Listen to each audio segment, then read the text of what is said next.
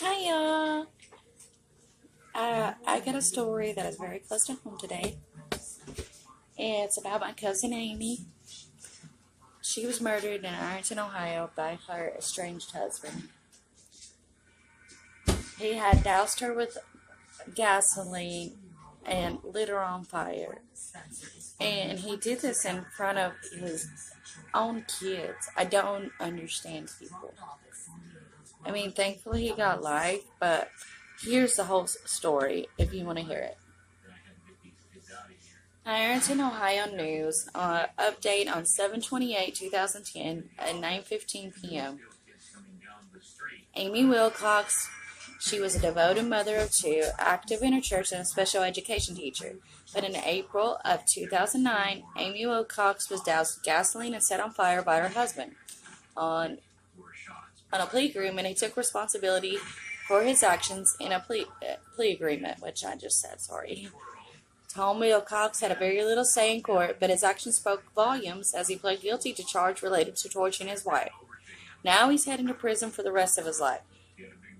Cause of fire was in a master bedroom on the bed, and at the foot of the bed said Paul Scarsella, the Ohio Assistant Attorney General. That is where Amy Wilcox was sleeping when her husband Thomas poured gasoline on her and set her on fire. Her son and daughter were home in nearby rooms at the time. Imagine what they were thinking at the time.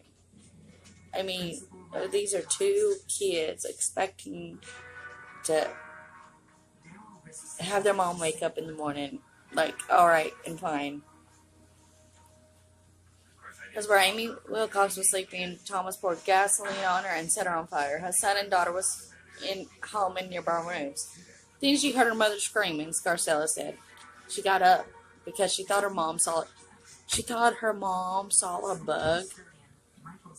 And then she was met at the door with her father and saw the fire.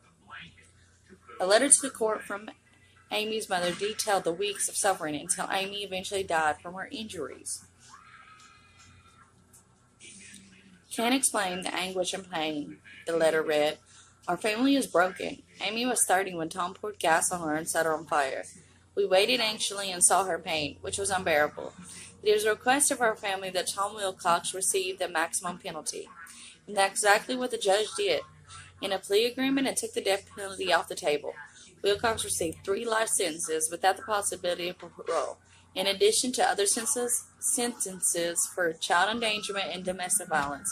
Wilcox did little else other than cry while his attorney spoke on his behalf.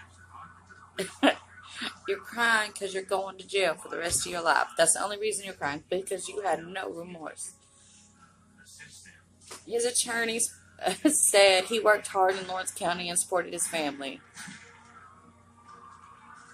Yeah. Okay. In the end, Wilcox's tears and his attorney's kind words didn't mean anything. Wilcox is headed to prison for the rest of his life. This situation was both agreed in the interest of avoiding a painful trial. Painful trial. Oh, wow.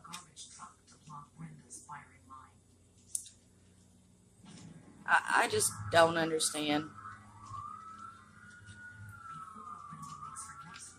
Wilcox